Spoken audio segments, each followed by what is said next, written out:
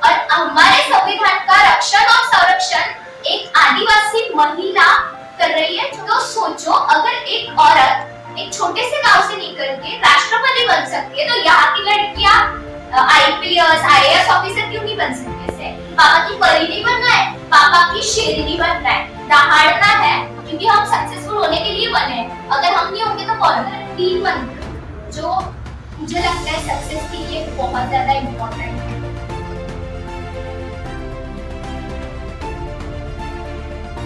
तो अगर आपको कॉन्फिडेंस लो हो रहा है, तो एक बात अपने मन में आपको ठाननी है कि मैं इस दुनिया को तो नहीं बदल सकता हूँ या बदल सकती हूँ, पर मैं खुद को बदल सकती हूँ। क्योंकि दुनिया को बदलना मेरे हाथ में नहीं है, खुद को बदलना मेरे हाथ में है। जब मैं खुद को बदलूंगी तो ही मैं इस दुनिया की रेस में दौड़ पाऊंगी। ये चिंटू की रेस है, भेड़ों जैसे दौड़ना इस दुनिया में अलाउड नहीं है, तो मुझे भी चिंटू जैसे दौड़ना है। एपीजे अब्दुल कलाम का एक थॉट है कि you can not change your future, but you can change your habits, and surely your habits will change your future.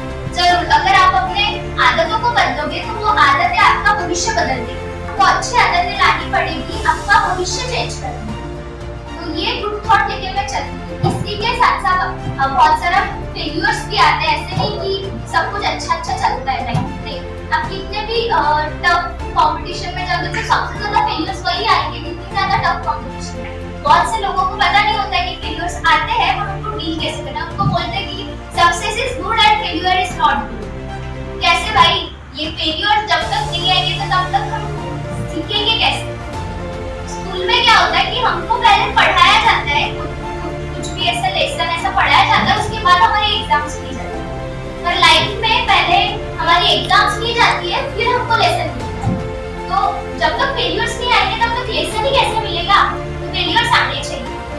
Failure को डील कैसे करना हो? फेल्यूर के लिए जब भी आपकी लाइफ में फेल्यूर आए तो एक ही बात ध्यान में रखना कि फेल्यूर आने के बाद थोड़ी देर रुक जाना है और उसके बाद में एनालाइज करना है कि मेरी लाइफ में ये फेल्यूर्स आए ही क्यों, किस वजह से आए, मैंने क्या गलती करी है, वो आपको एनालाइज करना है। एक बार एनालाइज कर लिया तो फिर रिस्टार्ट करना है। क्योंकि समझो आप गाड़ी से जा रहे हो, आपके पापा आप गाड़ी चला रहे, आप पीछे बैठे हो, तो गाड़ी के बीच में रास्ते में आपको आवाज आने लगी खर-खर, तो आप गाड़ी रोकते हो, पहले फिर देखते हो कि क्या प्रॉब्लम है, तो फिर आपको पता चल जाएगा अगर कोई ऐसे कुछ भी लगा हुआ है, पत्थर लगा हुआ है टायर में, तो आप उसको निकालते हो, फिर से रिस्टार्ट करते हो। तो वही करना है, रुकना है, पहले देखना है कि क्या प्रॉब्लम हुआ है, क्यों आया मेरी लाइफ में फेल्यूर, उसके बाद वो जो गलतियां करी है उसको निकाल देना है और रिस्टार्ट करना है।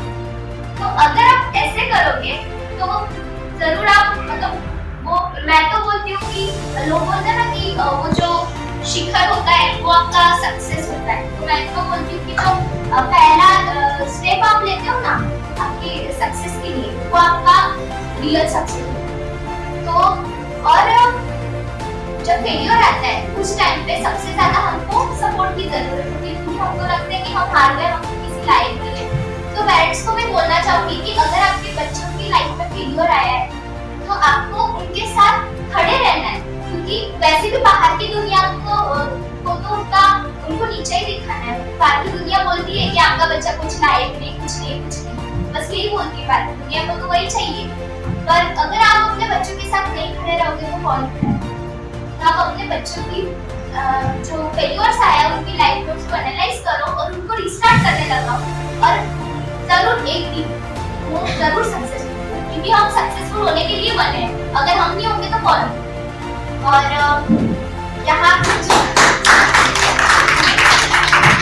जो लड़कियां हैं, तो मैं इनको बोलना चाहूंगी कि मैं एक गांव में गई थी, तो वहाँ पे मेरा जब 10th हुआ तो वहाँ पे मेरी बड़ी मम्मी रहती है, तो वहाँ पे कुछ लड़कियां थी। मैंने उनको पूछा कि तुम लोगों को अभी 10th हुआ तो तुमको क्या करना है? तो मुझे बोले वो कि हम लोगों का 10th हुआ है, अभी 12th करेंगे। मैंने बोला क्या करेंगे 12th के बाद? वो बोले मुझे नहीं पता क्या करेंगे, आजू बाजू में थोड़ा सा एक रेडीमेड दुकान है कपड़ों को, वहाँ पे जाके काम करेंगे। मैंने बोला ये क्या है, तुम लोगों को कुछ बड़ा नहीं करना है? वो बोले कि अरे भाई गाँव के लोग हैं। अब वो ऐसे बोले कि हम लोग गाँव के लोग हैं, हम क्या करेंगे, हम कुछ नहीं कर सकते, छोटे से गाँव के। तो ये मैंने देखा कि छोटे से गांव के लोग ऐसे सोचते हैं कि हम कुछ नहीं कर सकते। पर आपको एक बात बताना चाहूंगी कि हमारे देश के अभी करंटली राष्ट्रपति कौन है, आपको पता है? पता है किसी को? बताओ। राइट, द्रौपदी मुर्मू।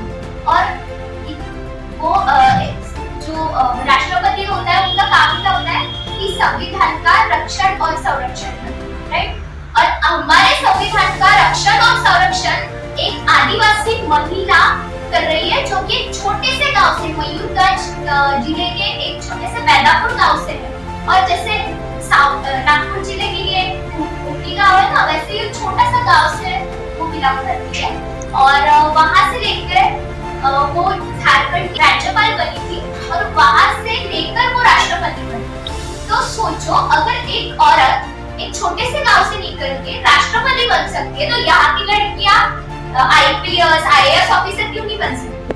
अगर आप ठानोगे कि मुझे एक बड़ा बनना है, तो सिर्फ आप अपने मम्मी पापा का ही नहीं, पूरे गांव का नाम रोशन करो। और अगर आपने ऐसा किया तो पापा लोग बोलते हैं ना कि मेरा बेटा आईएएस है, मेरा बेटा आईपीएस इंजीनियर है, डॉक्टर है। अब आपके पापा बोलेंगे कि मेरी बेटी आईएएस है, पापा की परी नहीं बनना है, पापा की शेरनी बनना है, दहाड़ना है। पापा आपको प्रोटेक्ट कर दिए, बहुत कर दिया, अभी आपको पापा को प्रोटेक्ट करना है।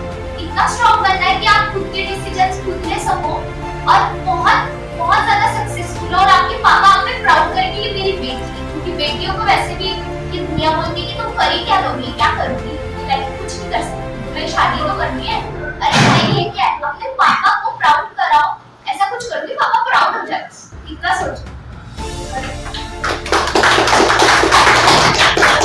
अब आपका 10th हुआ है, अब आप कॉलेज में जाने वाले हैं, तो ये जो 10th के बाद कॉलेज में जाते हैं, तो ये सारी चीजें लाइफ में आती है, फेलियर्स आते हैं, बहुत सारी चीजें आती है। पर 3 मंत्र जो मुझे लगता है सक्सेस के लिए बहुत ज्यादा इम्पोर्टेंट है। तो ये जो 3 मंत्र है, तो इसमें से 2 मंत्र मुझे साईं बाबा ने दिए। साईं बाबा को आप सब लोग पहचानते हैं, साईं बाबा ने दिए, और एक मंत्र मुझे मेरे आई बाबा ने दिया। 2 मंत्र साईं बाबा ने, 1 मंत्र आई बाबा। तो 2 मंत्र है श्रद्धा और सबूरी, ठीक है, ये 2 मंत्र हो गया।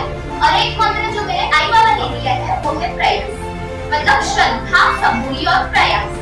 खुद पे श्रद्धा रखो, खुद के काम पे श्रद्धा रखो, खुद पे विश्वास रखो और प्रयास करते रहो, ट्राई करते रहो। हर एक चीज के लिए नहीं हो रहा है, कुछ हैंड्स का नहीं हो रहा है, फिर से लो उसको, तब तक करो जब तक होता नहीं है, बहुत ज्यादा ट्राई करो, प्रयास करो। उसके बाद सबूरी रखो, पेशेंस रखो कि हाँ ठीक है, कुछ टाइम बाद मैं जो डिजर्व करती हूँ मुझे मिल जाएगा, क्योंकि एग्जाम के बाद तुरंत तो रिजल्ट नहीं आता ना, दूसरे दिन रिजल्ट के लिए टाइम ही लगता है, तो रिजल्ट तो आ ही जाएगा, उसके लिए पेशेंस रखना जरूरी है। तो श्रद्धा खुद पे रखो, प्रयास करते रहो, और जब तक रिजल्ट नहीं आता तब तक सबूरी रहो। तो ये 3 मंत्र अगर आप अपनी लाइफ में अपनाओगे तो जरूर आप सक्सेसफुल होगे ही होगे।